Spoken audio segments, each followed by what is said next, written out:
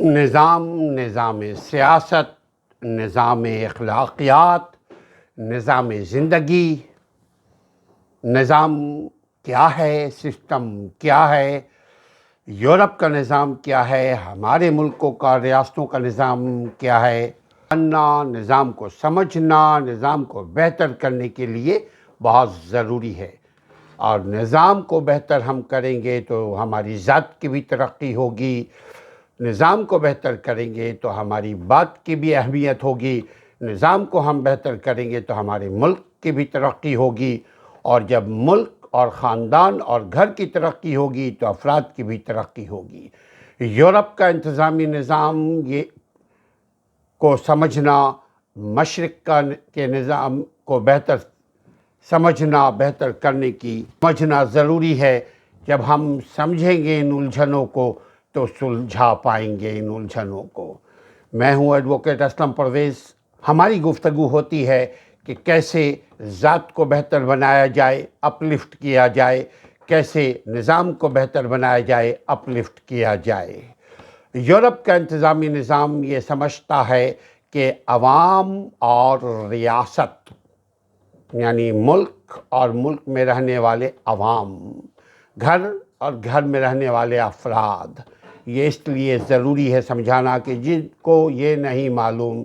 جو شخص، جو لوگ یہ سمجھتے ہیں یا نظام سے، ملک کے حالات سے ہمیں کیا غرض، ہمیں تو اپنے کام سے غرض ہے، تو دراصل وہ غلط سمجھتے ہیں، اس لیے کہ اگر ملک کمزور ہوگا، عوام کمزور ہوں گے، عوام کمزور ہوں گے تو آج آپ ان ملکوں کو دیکھ لیجئے جن ملکوں میں جینوسائیڈ ہو رہا ہے، جن ملکوں میں ایک وسیع پیمانے پہ اخراج ہو رہی ہے، جیسے آپ عرب کے چند ممالک کو آپ کے سامنے مثال ہے، عراق ہے، شام ہے، مصر ہے، وہاں کا حال حشر دیکھ لیجئے کیا ہے، اس لیے کہ وہاں کے عوام کو ان باتوں سے کوئی غرض نہیں تھا کہ ان کا ایجوکیشن سسٹم کیسا ہونا چاہیے اور دنیا کا ایجوکیشن سسٹم کس نہج پر ہے۔ ابھی ہم گفتگو کرتے ہیں کہ یورپ کا جو انتظامی نظام ہے، وہ یہ سمجھتا ہے کہ وہاں رہنے والے عوام اور وہاں کے ممالک، ان کی مشنری، نوجوان اور عدالت کا آپس میں، یعنی نوجوان جب ہم یہاں لیتے ہیں تو دراصل عوام کی بات کرتے ہیں، عوام میں اعتماد کا رشتہ ہونا لازمی ہے، کیونکہ اعتماد کے بغیر کوئی شخص، کوئی خاندان، کوئی فرد ترقی نہیں کر سکتا۔ اعتماد بہت ضروری ہے، جس کو کانفیڈنس کہتے ہیں۔ انگیج وہاں کیا جاتا ہے، انگیجمنٹ ورڈ آڈینس، انگیج کیا جاتا ہے آڈینس کے ذریعے نوجوانوں کو، تو